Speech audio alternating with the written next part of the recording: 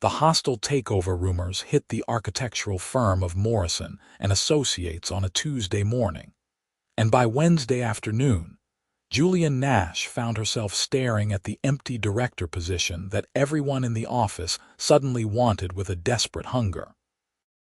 She had worked 6 years to position herself perfectly for this role, building relationships with clients, redesigning 3 landmark buildings in the city, and staying late more nights than she could count. The promotion should have been hers. Then Sebastian Northfield walked through those glass doors on Thursday with his custom suit, his reputation as the youngest senior architect to redesign an entire city block in Chicago, and apparently enough money in his bank account to buy the entire building if he wanted. Julian watched him from her desk as their boss, Gerald Morrison, personally escorted him around the office. Sebastian had the kind of presence that made people turn their heads, standing well over 6 feet with dark hair that looked professionally styled even at the end of the day and sharp green eyes that seemed to calculate everything they landed on. He moved like someone who had never questioned his place in any room he entered. She hated him immediately. "That's your competition," her colleague Marcus whispered, rolling his chair closer to her desk. Heard Morrison personally recruited him, offered him a crazy signing bonus. For what? "We have plenty of architects for the director position. Apparently, Sebastian's got connections with half the development firms in the Midwest. Morrison thinks he'll bring in millions in new contracts." Julian felt her stomach tighten. 6 years. She had given this company 6 years of her life, working her way up from junior architect to senior project lead. She had earned this promotion through late nights, successful pitches, and designs that had won awards. And now some outsider with family money and connections was going to swoop in and take it from her. She turned back to her computer, jaw set. This was not going to happen, not without a fight. The official announcement came Friday morning. Morrison called an all-hands meeting in the main conference room, the one with floor-to-ceiling windows overlooking the city skyline. Julian stood near the back, arms crossed, while Sebastian leaned casually against the wall near the front, looking completely at ease. "As you all know," Morrison began, "we're expanding our commercial division. This is an exciting time for Morrison and Associates, and we need strong leadership to guide us forward. After careful consideration, I've decided to make the Director of Commercial Architecture position competitive. Over the next 8 weeks, we'll be evaluating candidates based on their ability to bring in new business, lead complex projects, and demonstrate innovation in design. At the end of this period, I'll make my final decision." Julian's eyes met Sebastian's across the room. He held her gaze steadily, and she thought she saw the corner of his mouth lift just slightly. She looked away first, furious with herself. After the meeting, she went straight to Morrison's office. "Julian, come in," he said, gesturing to the chair across from his desk. He was in his early 60s, gray-haired and distinguished, the kind of man who wore bow ties unironically. "I assume you want to discuss the director position. I've been working toward this for years, Gerald. You know that. I do. And you're an excellent architect. Your work on the Riverside Tower project was exceptional. Then why bring in outside competition?" Morrison leaned back in his chair, folding his hands across his stomach. "Julian, you're talented, but Sebastian brings something else to the table. He has relationships with developers and investors that could transform our business. His last project in Chicago brought in over $40 million in revenue. I can bring in business too. Give me the chance." "That's exactly what I'm doing. You have 8 weeks to prove yourself. Show me you can do what Sebastian does. Show me you can lead." It was not the reassurance she had wanted, but it was something. She left his office more determined than ever. Sebastian caught up with her by the elevators. Julian, right? His voice was deep, confident. I wanted to introduce myself properly. We've met, she said shortly, jabbing the down button even though it was already lit. Have we? I don't remember. You wouldn't. She stared at the elevator numbers, willing them to move faster. Look, I know this situation is awkward. But it doesn't have to be personal. May the best architect win. She finally turned to look at him. Up close, he was even more annoyingly attractive, with a strong jawline and eyes that actually seemed genuine, which made it worse somehow. This is personal for me, she said. I've built my career here. You're just passing through looking for your next big score. You don't know anything about me. I know enough. Rich guy, fancy connections, used to getting whatever you want. Something flashed in his eyes. Something sharp and maybe a little hurt, but it was gone before she could be sure. The elevator doors opened and she stepped inside, grateful for the escape. Over the weekend, Julian barely left her apartment except to get coffee and groceries. She pored over every active development project in the city, researching which ones were in the planning stages, who the investors were, what kind of architecture they typically preferred.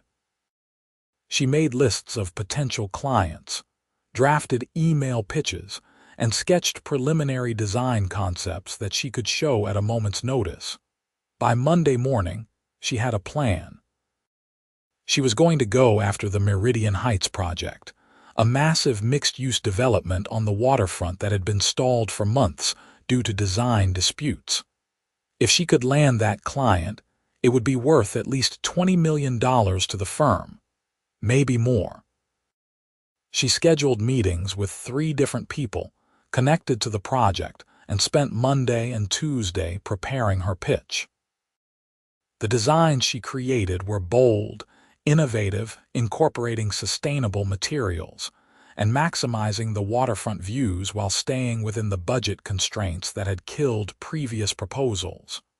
On Wednesday, she presented to David Chen, one of the lead investors.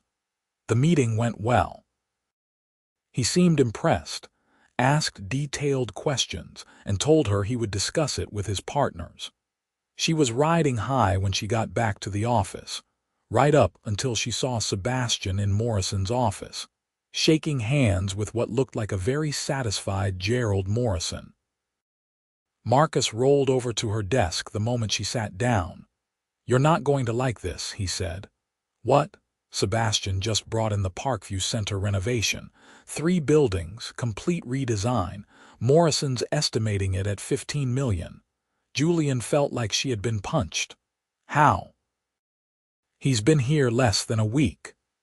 Apparently he knew the developer from Chicago, made a few calls, had lunch yesterday, closed the deal this morning. She watched through the glass walls as Morrison clapped Sebastian on the shoulder, beaming. Sebastian caught her looking and had the decency not to smile, but the damage was done. That evening, Julian stayed late, working on additional concepts for Meridian Heights and researching other potential projects. She was the last one in the office except for the cleaning crew, or so she thought until she heard footsteps behind her. "You're here late." She did not turn around. "So are you." Sebastian walked around to perch on the edge of her desk. She tried not to notice the way his dress shirt sleeves were rolled up, showing tanned forearms, or how he had loosened his tie. It made him look more human somehow, more real. "Look," he said, "I don't want this to be a war." "Then drop out of the running," he laughed, but it did not sound mean. "Not going to happen, but we can be professional about it, maybe even civil." "Why? You're already winning." "One project doesn't decide anything. You're good at this, Julian. I looked at your portfolio. The Riverside Tower design is brilliant." She finally looked up at him, suspicious. "Are you trying to psych me out?" "I'm trying to be honest. We're going to be competing for the next 2 months. Might as well not make each other miserable in the process. You're making this speech because you think you're going to win. Maybe. Or maybe I just don't like being treated like the villain when I'm just doing my job." There was something in his voice that made her pause. She studied his face, looking for the arrogance she expected, but instead found something more complicated. He looked tired, she realized. And despite the expensive watch and the perfect haircut, there was a tightness around his eyes that suggested he carried his own pressures. "Fine," she said. "Civil, but don't expect me to go easy on you. Wouldn't dream of it." He stood, heading back to his own desk across the room. Then he paused. "For what it is worth, I do understand about wanting this position, about working hard for it. Do you? Or did you just call in a favor from your family's connections?" His jaw tightened. "My family has nothing to do with my career. Everything I've accomplished, I've earned." Must be nice to believe that. He looked at her for a long moment and she thought he might argue. Instead, he just said, "Good night, Julian," and walked away. She felt a twinge of guilt but pushed it down. She could not afford to sympathize with her competition. The next 3 weeks fell into a pattern. Julian and Sebastian circled each other at the office, polite but distant, each racking up wins and losses. She landed a smaller commercial project worth $5 million. He brought in 2 residential redesigns. She impressed Morrison with an innovative approach to adaptive reuse of historic buildings. He gave a presentation to potential clients that apparently had them ready to sign on the spot. They were neck and neck, and the entire office was watching. Julian's friends told her she was working too hard, that she needed to take a break, but she could not stop. Every morning she was in the office by 7. Most nights she did not leave until after 8. She survived on coffee and takeout, and the stubborn determination that had gotten her through architecture school. It was starting to wear on her, though. She could feel it in the tension headaches and the way her hands sometimes shook from too much caffeine. She could see it in the dark circles under her eyes that concealer could not quite hide. On a Thursday night in week 4, she was working on a proposal for a museum expansion when her screen suddenly went dark. "What?" She jiggled her mouse, hit keys, but nothing happened. Then she noticed her desk lamp was off too. "No, no, no, breaker's out." Sebastian's voice came from across the room. "Happens sometimes when everyone runs the computers and printers all day, overloads the system. Where's the breaker box? Basement, I think." But building services has gone home already. Julian dropped her head into her hands. "I needed to finish this tonight." She heard footsteps, then Sebastian was there, leaning against the cubicle wall. "When did you last eat something?" "I don't know. Lunch? It's 9:30. Come on." "Come on where?" "There's a diner 2 blocks away. We'll get food, give the system time to reset, come back and finish." "I'm not going to dinner with you." "It's not a date, Julian. It's sustenance. You look like you're about to fall over." She wanted to argue, but her stomach chose that moment to growl loudly. Sebastian raised an eyebrow. "Fine," she muttered, grabbing her purse. "But you're not buying." The diner was classic American, all chrome and red vinyl, with a checkerboard floor and a jukebox in the corner playing old rock songs. They slid into a booth near the window, and a waitress with kind eyes and gray hair brought them menus and water. Julian ordered a burger and fries because she was too tired to pretend she wanted a salad. Sebastian got the same, plus coffee for both of them. "So," he said, once the waitress had left, "you want to tell me why you're pushing yourself so hard? Same reason as you. I want the promotion." "No, I mean really. What's driving this?" She wrapped her hands around the water glass, considering whether to answer honestly. Maybe it was exhaustion, or maybe it was the way he was looking at her, not as competition but as a person, but she found herself talking. "I grew up in a small town in Pennsylvania. My dad worked at a factory, my mom was a teacher. We didn't have much money, but they saved everything they could to send me to college. I was the first person in my family to get a degree." She took a sip of water. Architecture school was brutal. I had classmates whose parents were architects, who grew up visiting famous buildings, who had connections and internships lined up before they even graduated. I had to fight for everything. When I finally landed the job at Morrison Associates, I promised myself I would make it to the top. That all that work would mean something. Sebastian was quiet for a moment. That's a lot of pressure to put on yourself, says the guy who is also competing for the same job. True, he smiled slightly, but I'm not carrying my entire family's dreams on my back. What are you carrying? The waitress arrived with their food before he could answer, setting down plates loaded with burgers and fries that smelled amazing. Julian realized she was starving. They ate in silence for a few minutes, and Julian felt some of her tension easing. The food helped, but it was also just being away from the office, from the constant pressure of watching every move she made. My family's in real estate development, Sebastian said finally. My grandfather started the company, my dad expanded it. They own properties all over the Midwest. Growing up, it was just assumed I would join the family business, go to the right schools, get the right degree, take my place at the company. Sounds nice, actually. It was suffocating. He set down his burger, leaning back against the booth. I didn't want to just step into a ready-made life. I wanted to prove I could make it on my own terms. So after grad school, I turned down the job offer from my father and went to work for a firm in Chicago. Started at the bottom, worked my way up. Every project I brought in, every design I created, that was mine. Not because of my last name or my family's money. Julian studied him with new eyes. So you do understand? Yeah, I do. Then why come here? Why compete for this position when you could probably just start your own firm with your family's backing? Because that would be using their money, their connections, and everyone would always wonder if I only succeeded because of them. He met her eyes. I want to win this director position because I'm the best architect for the job, same as you. They looked at each other across the table, and something shifted. He was not just the enemy anymore, the obstacle in her path.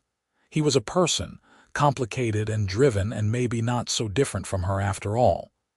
This doesn't change anything, she said. I'm still going to beat you. I'd expect nothing less. But he was smiling, and she found herself smiling back. They split the check despite his protests, then walked back to the office together. The power was back on, and they worked in companionable silence until after 11, when Julian finally admitted defeat and packed up her things. Need a ride? Sebastian asked. I've got my car in the garage. I usually take the subway. At midnight. Come on, I'll drive you. She should have said no, should have maintained the distance between them, but she was tired and it was late and the subway station was 4 blocks away. Okay, thanks. His car turned out to be a sleek black sedan that probably cost more than she made in a year, but he did not make a big deal out of it. He just programmed her address into the GPS and pulled out into the quiet city streets. This is a nice neighborhood, he said as they drove through her area, tree-lined streets with brownstones and small cafes. I like it. Took me 3 years to save up enough for the deposit on my apartment, but it was worth it. He pulled up in front of her building, a converted brownstone with a small garden in front. Here we are. Thanks for dinner and the ride. Anytime. He hesitated, then said, Julian, you're going to do great things whether you get this promotion or not. You know that, right? She felt a warmth spread through her chest that had nothing to do with the car's heater. You too, Sebastian. She got out of the car and watched him drive away, feeling confused and unsettled and strangely happy all at once. The next few weeks were different. She and Sebastian were still competing, still fighting for every advantage, but there was a new undercurrent to their interactions. They started having coffee together in the mornings, comparing notes on projects and bouncing ideas off each other. When she struggled with a particularly difficult client, he offered advice that actually helped. When his design software crashed during an important presentation, she helped him rebuild the rendering in record time. The office gossip shifted from speculation about who would win the promotion to speculation about whether something was happening between them. "So are you two like a thing now?" Marcus asked one afternoon, watching Sebastian laugh at something Julian had said across the room. "What? No. We're just being professional." "Right. Professional. Is that what they're calling it now?" Julian threw a crumpled sticky note at him, but later, alone at her desk, she wondered. She had started looking forward to seeing Sebastian in the mornings. She noticed things about him, like how he always got the same coffee order, black with 1 sugar, and how he ran his hand through his hair when he was thinking hard about a problem. She liked his laugh, which was warm and genuine and completely transformed his face. This was bad. This was very bad. She tried to push the feelings down, to refocus on the competition, but it was getting harder. Especially when Sebastian did things like remember that she liked blueberry muffins and show up with one on her particularly stressful mornings, or stay late to help her prepare for a presentation, even though it meant sacrificing his own work time. 6 weeks into the competition, Julian landed the Meridian Heights project. David Chen called her personally to tell her that the investors had chosen her design, that they were thrilled with her vision. It was the biggest deal of her career, worth $23 million to the firm. Morrison was ecstatic. He took her out to lunch to celebrate, told her she had exceeded all his expectations. She should have been on top of the world. But when she got back to the office, the first person she wanted to tell was Sebastian. She found him at his desk, working on a site analysis for a new project. "Hey," she said. He looked up and smiled. "Hey yourself, you look happy." "I got Meridian Heights." His face lit up. "Julian, that's amazing, congratulations." He stood and pulled her into a hug before either of them could think about it. And for a moment, she let herself lean into him, breathing in the scent of his cologne and feeling the solid warmth of his body against hers. When they pulled apart, there was a charged moment where they just looked at each other, standing too close, and Julian felt her heart beating too fast. "I'm really proud of you," Sebastian said quietly. "It puts me ahead, in the competition." "I know." But he did not look upset. He looked at her like she was something precious, and it made her chest ache. "Sebastian, Julian Nash." A woman's voice interrupted them. They stepped apart quickly, and Julian turned to see an older woman in an elegant suit standing by her cubicle. "I'm Patricia Whitmore. I work with the Harrington Group. We're developing a new corporate campus downtown, and I've heard excellent things about your work. Do you have time to talk?" Julian glanced at Sebastian, who nodded encouragingly. "Of course," she said, turning her attention to Patricia. The meeting was promising. The Harrington Group was a major development company, and their corporate campus project would be worth at least $30 million. Patricia wanted to see some preliminary concepts, said she would be in touch about scheduling a formal presentation. Julian was floating by the time she left. 2 major projects in one day. This was more than she could have dreamed. But over the next week, something strange happened. She kept running into obstacles. The client from the museum expansion project suddenly stopped returning her calls. A promising lead on a hotel redesign went cold. And when she tried to schedule the presentation for the Harrington Group, Patricia's assistant kept pushing back the meeting date. Meanwhile, Sebastian was on a roll. He brought in 2 more projects, gave a brilliant presentation that had Morrison praising him all day, and seemed to be getting closer and closer to securing the director position. Julian tried not to feel bitter. but it was hard. Especially when she noticed Sebastian having lunch with Patricia Whitmore on a Thursday afternoon, the two of them laughing and talking like old friends. Marcus noticed her watching. "You okay?" "He's stealing my client." "What?" "Patricia Whitmore. She came to me about the Harrington campus project. Now she's having lunch with Sebastian. Maybe they're just talking. Or maybe he's using his connections to poach my client." Julian felt something curdle inside her chest. All those mornings having coffee together, the late nights working side by side, the way he had hugged her when she landed Meridian Heights, had it all been strategy? A way to get close to her, to find out what she was working on so he could swoop in and take it. She left work early, unable to stand being in the office anymore. At home, she poured herself a glass of wine and tried to figure out what to do. She had let herself trust him. Worse, she had let herself start to care about him, and he had betrayed that. Her phone buzzed with a text. "Sebastian.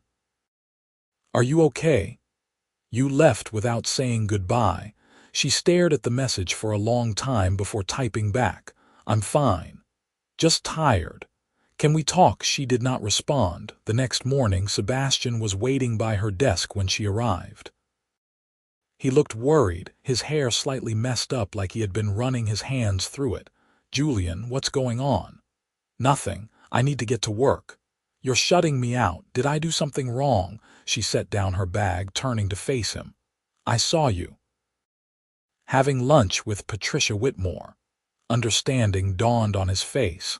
"That's what this is about. Were you planning to tell me you were going after the same client? Or were you just going to wait until you stole the deal out from under me?" "I'm not going after the Harrington project," Sebastian said. "Patricia is an old family friend. She mentioned she was in town and wanted to catch up, so we had lunch. That's all. She came to me about her project and then suddenly she's having lunch with you. That's quite a coincidence. She did come to you about the project, and she's still planning to work with you.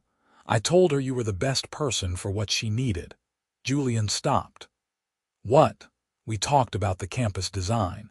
She asked my opinion, and I told her your portfolio was perfect for what she wanted.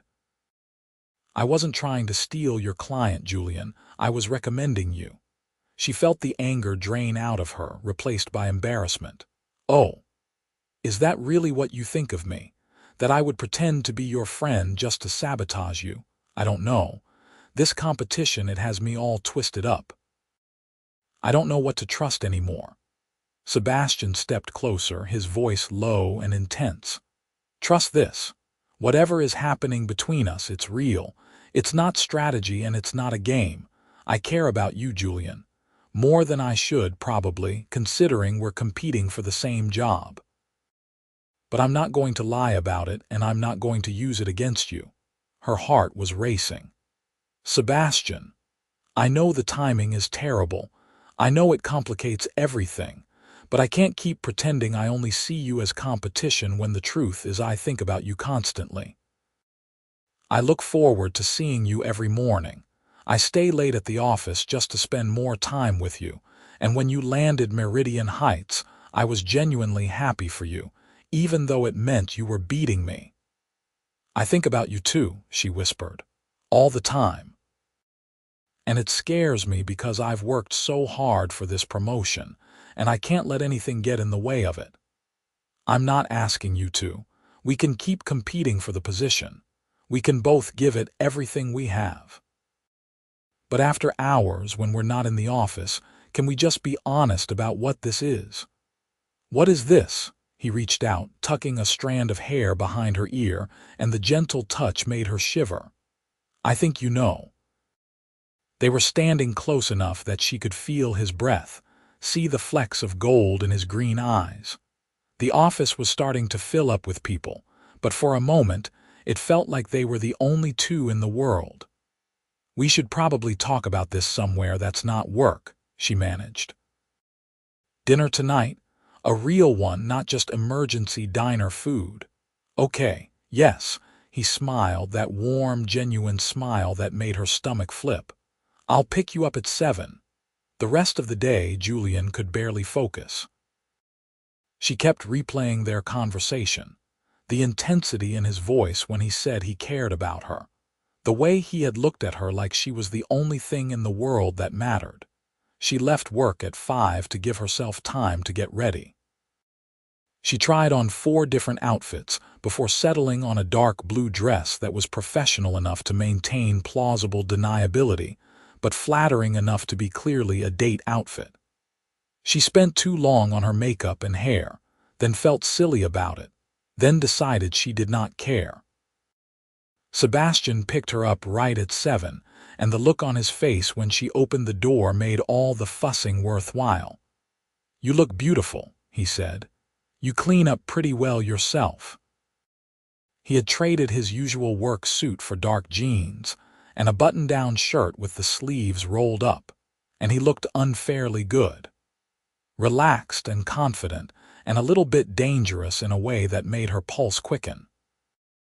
They went to a small Italian restaurant in the West Village, the kind of place with candlelight and brick walls and a chef who came out to talk to diners about the specials.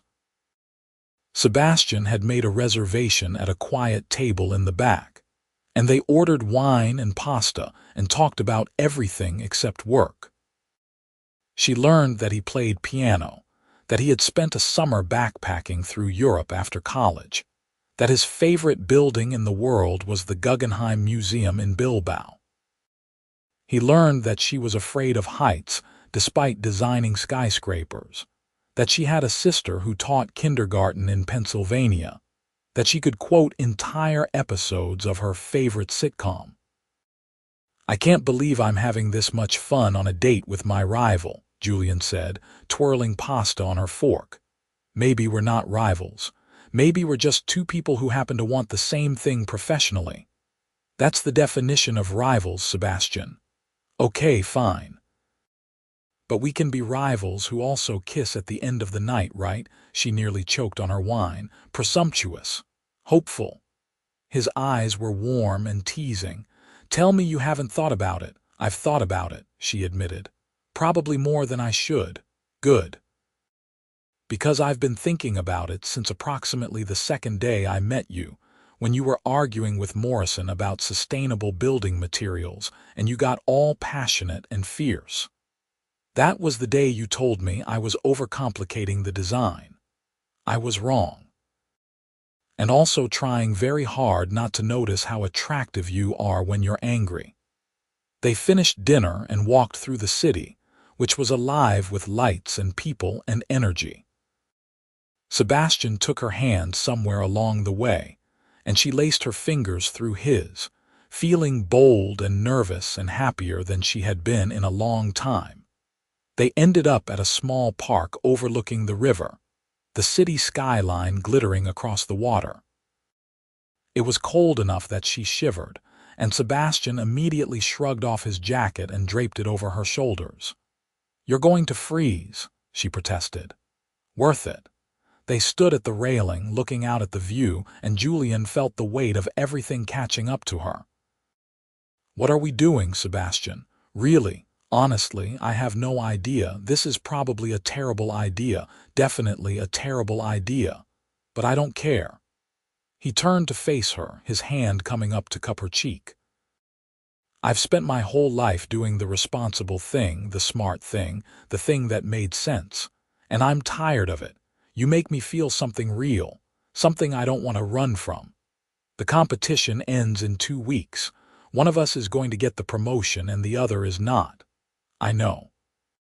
What happens then? I don't know that either, but I think we can figure it out if we both want to." "I want to," she whispered.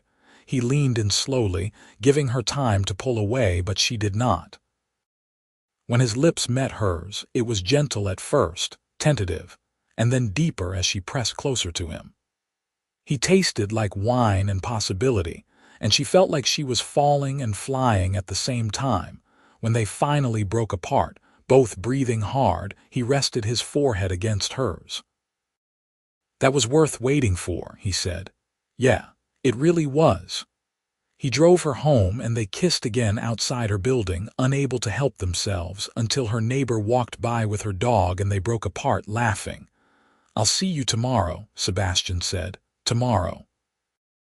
Julian floated up to her apartment, changed into pajamas, and fell into bed with a smile on her face. She knew it was complicated. She knew there were 100 reasons this was a bad idea. But for the first time in weeks, she felt genuinely happy. The next 2 weeks were a blur of work and stolen moments. During the day, they were professional, competing hard for the director position. Julian secured 2 more projects. Sebastian landed a major client from Detroit. They presented competing visions for the firm's future to Morrison and the partners. But after hours, they belonged to each other. They had dinner together almost every night, at restaurants or at her apartment where she cooked pasta and he did the dishes. They talked about their dreams, their fears, their plans for the future.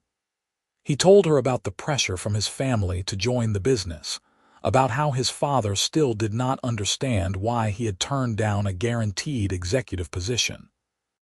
She told him about her student loans, about how guilty she sometimes felt pursuing an expensive career when her parents had sacrificed so much.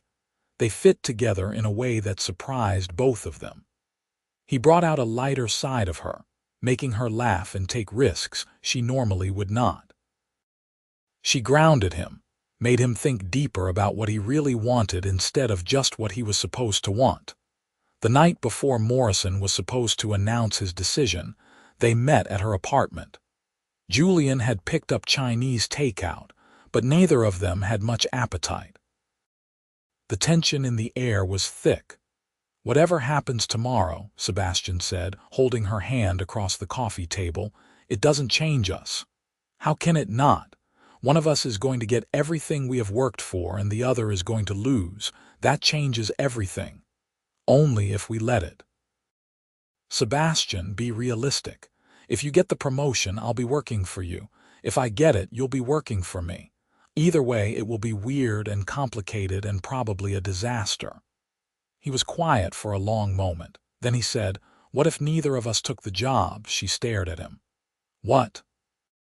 "Hear me out. We're both good enough to work anywhere. We could start our own firm, be partners, design the projects we want, build something together. With what money? Starting a firm takes capital, clients, years of groundwork. I have some money saved. And before you get angry, I know you don't want to rely on my family, but my savings are mine. I earned them. We could make this work." Julian pulled her hand away, standing up and pacing to the window.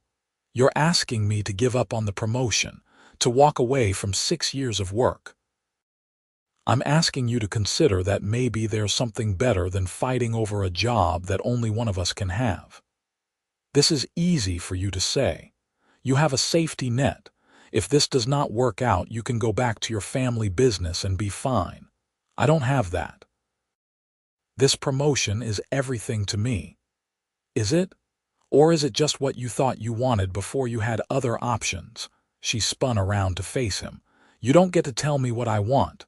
I'm not trying to. I'm just saying that maybe what you really want has changed. Maybe there's something more important than a title and a corner office. This is not fair. You cannot ask me to choose between my career and you. I'm not asking you to choose. I'm asking you to build something with me. Something that could be bigger and better than anything either of us could do alone." Julian felt tears prick her eyes. I can't give this up, Sebastian. I'm sorry." He stood, coming over to her, but she stepped back. "Julian, you should go. Please, let's just talk about this." "There's nothing to talk about. The announcement is tomorrow. We'll find out who won and then we'll deal with whatever happens next, but I can't have this conversation right now." He looked at her for a long moment, and she saw hurt and frustration and love all mixed together in his eyes. "Okay. I'll go. But Julian, I meant what I said. This doesn't change how I feel about you." After he left, she sank down on the couch and let herself cry. She was not even sure what she was crying for: the fear of losing the promotion, the fear of losing him, or the fear that maybe he was right and she was choosing the wrong thing. The next morning felt surreal. Julian put on her best suit, did her makeup carefully to hide the fact that she had barely slept, and went to the office. Sebastian was already there, looking as tired as she felt. Their eyes met across the room, and she saw everything she was feeling reflected back at her. At 10 o'clock, Morrison called them both into his office. They sat in the chairs across from his desk, carefully not looking at each other, while Morrison settled into his seat. "I want to start by saying that this has been one of the most difficult decisions of my career," he began. "You're both exceptional architects. You've both brought tremendous value to this firm over the evaluation period. In an ideal world, I would make you both directors." Julian's heart was pounding so hard she could hear it in her ears. "However, I can only choose one person for this role.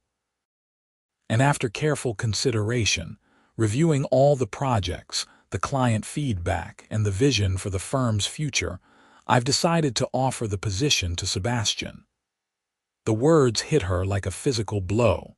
She felt her whole body go numb. Morrison was still talking. "Julian, I want to be clear that this is not a reflection on your abilities. You're an incredible asset to this firm. But Sebastian's connections and his track record for bringing in major clients make him the right choice for this particular role at this particular time. I'm hoping you'll stay on as senior project lead, and I'd like to discuss a significant raise, and I need a moment," Julian managed to say. She stood up, aware that her legs felt shaky, and walked out of the office. She made it to the bathroom before the tears came. She locked herself in a stall and let herself fall apart, all the disappointment and grief and anger pouring out. 6 years. 6 years of work, and it had not been enough. When she finally pulled herself together and went back to her desk, Sebastian was waiting. "Julian, I'm so sorry, don't." She held up a hand. "Just don't. Congratulations on the promotion. I'm sure you will do great. Can we please talk about this?" "What's there to talk about? You won, I lost. That's how competitions work." "That's not what this was, not to me." "Well, maybe that's why you won and I didn't." She grabbed her bag. "I need to get out of here. I'm taking the rest of the day." She left before he could respond, before she could break down again in front of the entire office. For the next few days, Julian avoided Sebastian as much as possible. She came in early and left late, timing it so they would not cross paths. She threw herself into her work, taking on extra projects, staying busy enough that she did not have to think or feel. But at night, alone in her apartment, she could not escape it. She missed him. Despite everything, despite the hurt and the disappointment, she missed talking to him, missed his laugh, missed the way he looked at her like she was the most interesting person in the world. On Friday evening, there was a knock on her door. She knew who it was before she opened it. Sebastian stood in the hallway, still in his work clothes but with his tie loosened and his hair disheveled. He looked miserable. "Before you close the door, please just hear me out," he said. "What do you want, Sebastian?" "I turned down the promotion." She froze. "You what?" "I told Morrison this morning that I was grateful for the offer, but I couldn't accept it. I'm leaving the firm." Julian stepped back, letting him into the apartment. "Are you insane? You won. That was everything you worked for." "No, it was everything I thought I wanted. But it turns out what I actually want is you." He ran his hand through his hair. That gesture she had come to know meant he was nervous. "I've been thinking about what you said, about how I have a safety net and you do not. You're right. And it was not fair of me to ask you to give up your dream when I had other options. So you gave up yours instead. I realized something this week. The promotion was not my dream. It was just the next logical step, the next thing to prove. But being with you, building something with you that actually matters to me, That is something I want, not because I have to prove it to anyone, but because it feels right. Julian felt tears welling up again. You idiot. You should have taken the job. Probably. But I've spent my whole life doing the smart, practical thing. Maybe it's time I do something just because it makes me happy. What are you going to do now? He smiled, that warm, genuine smile that always made her heart skip. I'm starting my own firm, and I want you to be my partner. True partners 50-50. We'll build the business together, share the decisions, share the success. Sebastian, I can't let you do this. You gave up the promotion for me, I gave it up for us. There's a difference. He stepped closer, taking her hands in his. Julian, you are the best architect I have ever worked with. You're creative and driven, and you push me to be better at what I do. I want to spend every day working with you, building something meaningful with you. Not as rivals, not as boss and employee, but as true partners. What if it doesn't work? What if it does?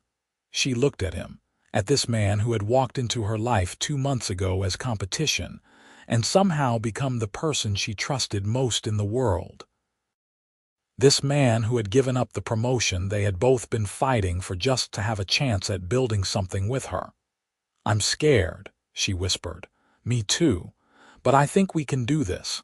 I think we can do something amazing. Julian thought about what she really wanted. Not the title or the corner office or the validation of beating out her competition. Those things had mattered once, but somewhere along the way, they had stopped being enough. What she wanted was to wake up excited about her work, to design buildings that mattered, that made a difference. To do it with someone who challenged her and supported her and loved her for who she was. She wanted Sebastian. Okay, she said. Okay, let's do it. Let's start our own firm. His face lit up with pure joy, and then he was kissing her, lifting her off her feet and spinning her around while she laughed against his mouth. We're actually doing this, she said when they broke apart. We're actually doing this. We're crazy. Probably, but it is going to be amazing. That weekend, they started planning. They sat at her kitchen table with laptops and notebooks and too much coffee, sketching out what their firm would look like. They debated names for hours before settling on Nash and Northfield architecture. They made lists of potential clients, discussed the type of projects they wanted to take on, outlined their values and vision. Sustainable design, Julian said, writing it down. That has to be a priority. Agreed. And I want to do at least 20% pro bono work. Community projects, affordable housing, that kind of thing. Yes, absolutely. They worked together seamlessly, building on each other's ideas, pushing back when they disagreed but always finding common ground. It felt right in a way that made Julian wonder why she had ever wanted anything else. On Monday, she went into Morrison's office and gave her notice. Morrison was shocked, then disappointed, then grudgingly impressed when she told him her plans. You're making a mistake, he said. Both of you. Starting a firm in this economy without established clients, it is a huge risk. Maybe, Julian said, but it is our risk to take. The next 3 months were the hardest and most exhilarating of Julian's life. She and Sebastian found a small office space in Brooklyn, nothing fancy but with good light and enough room to grow. They spent weekends painting walls and building furniture from scratch to save money. She contributed her savings, and Sebastian put in an equal amount, making them true 50-50 partners. They reached out to every contact they had, pitching their vision for sustainable, community-focused architecture. The first few weeks were terrifying. They got a lot of polite rejections, a few interested conversations that went nowhere, and mounting bills with no income to cover them. Then Patricia Whitmore called. I heard you left Morrison Associates, she said. I also heard you started your own firm. That's right, Julian said, trying to keep her voice steady. I want to hire you. The Harrington campus project, if the offer still stands. Julian had to sit down. Yes. Absolutely, the offer still stands. Good. Let's set up a meeting. That first contract saved them. It gave them credibility, brought in enough money to cover their expenses, and proved that they could actually do this. Word started to spread. Other clients followed. By month 4, they were profitable. By month 6, they had hired 2 junior architects and a full-time administrative assistant. The work was intense, but Julian loved it. She loved having control over which projects they took on, loved being able to prioritize environmental impact and community benefit alongside profit.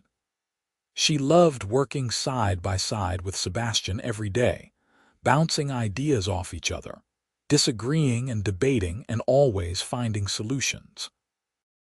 And she loved him. She loved the way he brought her coffee in the morning, made exactly the way she liked it. She loved how he listened to her ideas, really listened, and made her feel valued.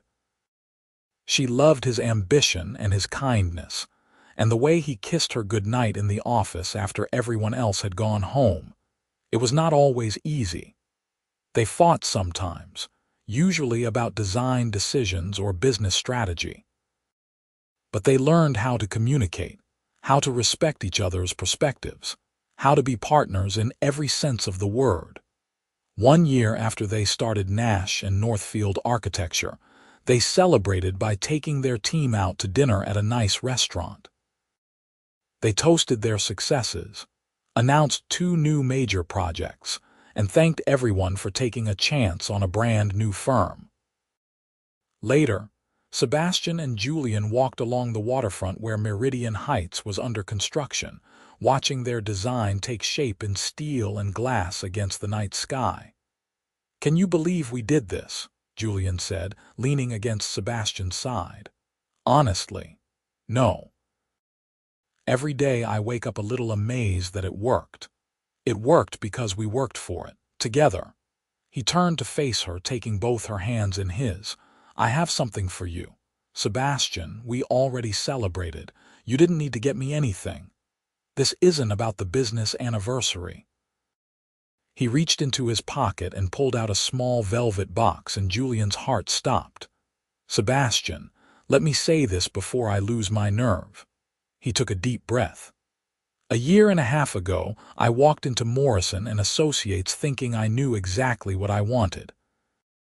A promotion, a title, proof that I had made it on my own terms. And then I met you and you challenged everything I thought I knew. You made me want more than just success. You made me want a partner, a real one. Someone to build a life with, not just a business." He opened the box, revealing a simple, elegant ring with a single diamond that caught the light from the construction site. "Julian Nash, you are the most brilliant, driven, passionate person I have ever known. You make me better. You make everything better. Will you marry me?" Julian felt tears streaming down her face, but she was smiling so hard her cheeks hurt. "Yes, of course yes." He slipped the ring onto her finger and kissed her, and she kissed him back with everything she had. In the background, the building they had designed together rose toward the sky, a testament to what they could create when they worked together. "I love you," she whispered against his lips. "I love you too, so much." They got married 6 months later in a small ceremony in Pennsylvania, in the church where her parents had gotten married.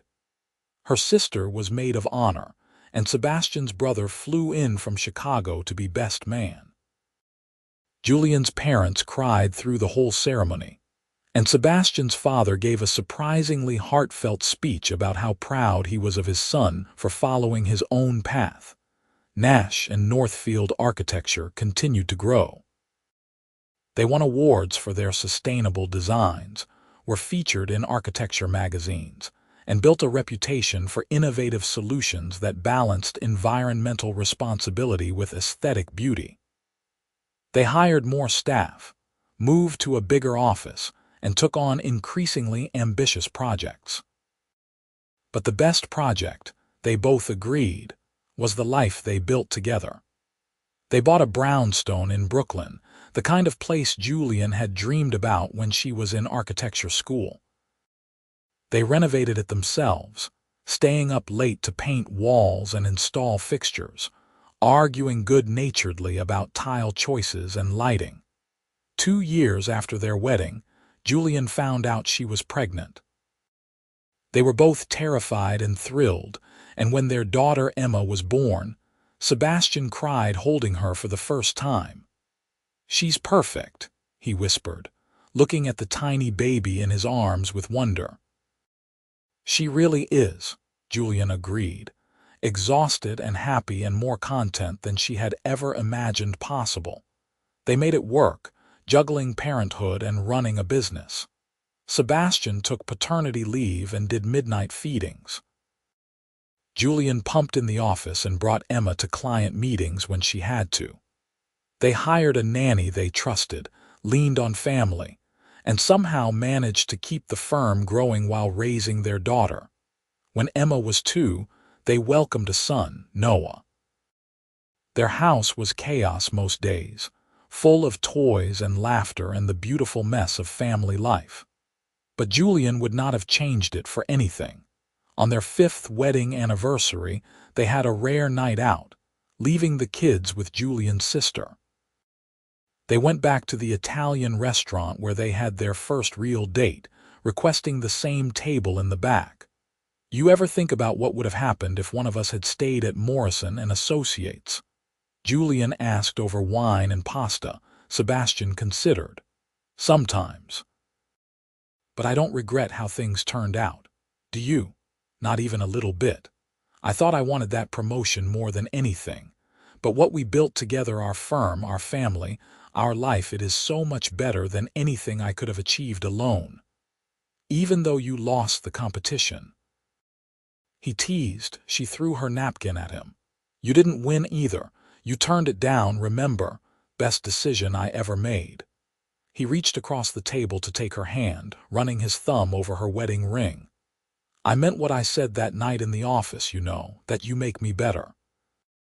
That is still true. You make me want to be the best version of myself. You do the same for me. You pushed me to take risks, to think bigger than I thought I could. I never would have had the courage to start our own firm without you." "Sure you would have. Maybe just a few years later." They smiled at each other across the table. These two people who had started as rivals and become partners in every way that mattered. Years passed. Nash and Northfield Architecture became one of the most respected firms in the city. Emma and Noah grew up running around the office, drawing on scrap paper and playing under desks during busy periods when babysitters could not be found.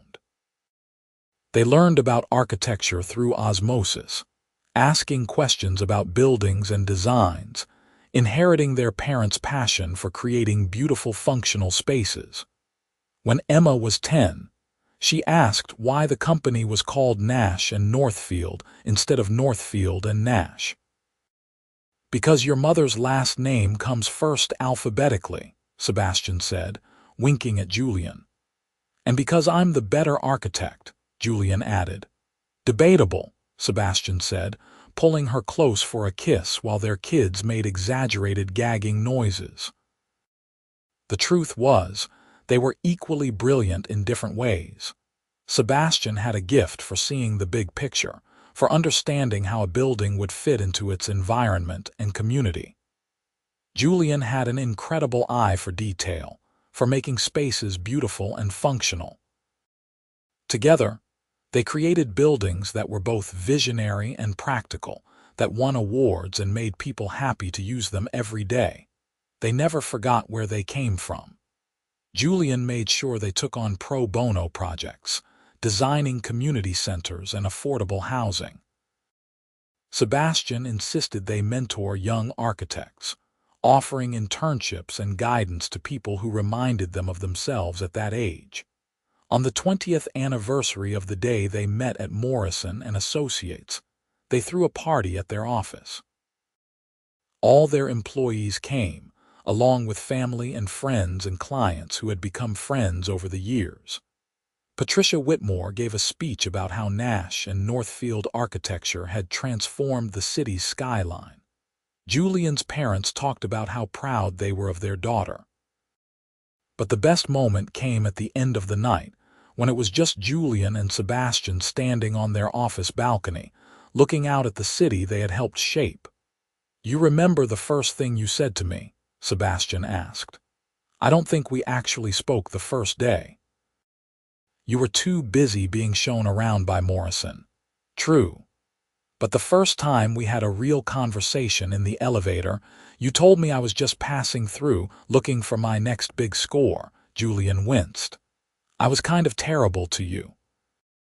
You were scared I would take something you had worked hard for, which I did, actually, and then gave up."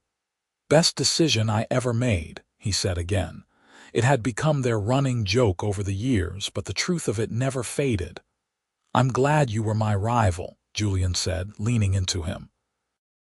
"I'm even more glad you became my partner, in business and in life. In everything." They kissed as the city lights twinkled around them, these two people who had competed against each other and discovered something more important than winning: each other. Their children grew up to pursue their own dreams. Emma became an environmental engineer, designing sustainable systems for buildings. Noah surprised everyone by becoming a teacher, working with underprivileged kids in the city. Both inherited their parents' passion for making the world better in their own ways. Julian and Sebastian eventually stepped back from the day-to-day operations of Nash and Northfield, promoting their longtime employees to partners and taking on advisory roles. They traveled, visiting the famous buildings around the world they had always meant to see. They spent time with grandchildren when those arrived, spoiling them with trips to construction sites and architecture museums. But they never fully retired. Architecture was in their blood, and they continued to consult on projects that interested them, always working together, always challenging each other to think bigger and better. On their 40th wedding anniversary, their children threw them a party at the brownstone they had renovated so many years ago. The house was full of people they loved, celebrating a marriage that had started in competition and grown into true partnership. Emma gave a speech, talking about how her parents had shown her what it meant to be equals in a relationship, to support each other's dreams while building something together. Noah talked about the way his parents still looked at each other, even after all these years, like they were the most fascinating person in the room. When it was their turn to speak, Sebastian and Julian stood together, hands intertwined. 40 years ago, Sebastian began, I thought I knew what success looked like: a corner office, a title, recognition, but life had other plans. We both wanted the same promotion, Julian continued. We both fought hard for it. And in losing it or giving it up, we gained something infinitely better. A partnership built on respect, trust, and love. A business we created from nothing that has employed hundreds of people and changed thousands of lives. Children and grandchildren who make us proud every day. And a love story that started with rivalry and became the greatest adventure of our lives.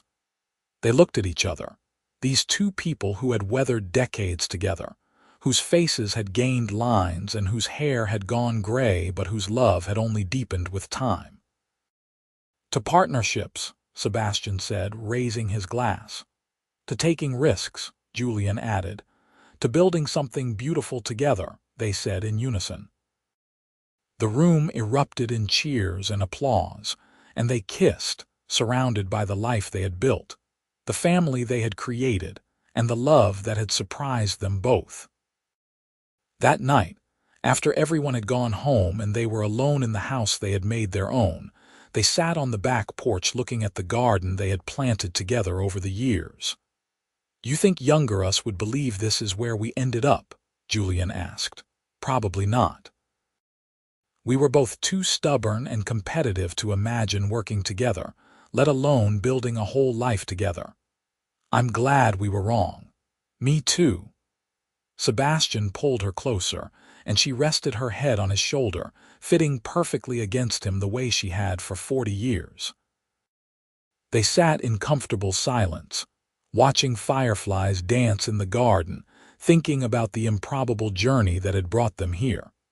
From rivals to partners, from competition to collaboration, from two separate paths to one shared life. It had not been the story either of them expected to write, but it was better than anything they could have planned. And as the stars came out above them and the city hummed in the distance, Julian and Sebastian Nash, Northfield partners in every sense of the word, held each other close and felt grateful for every unexpected turn that had led them home.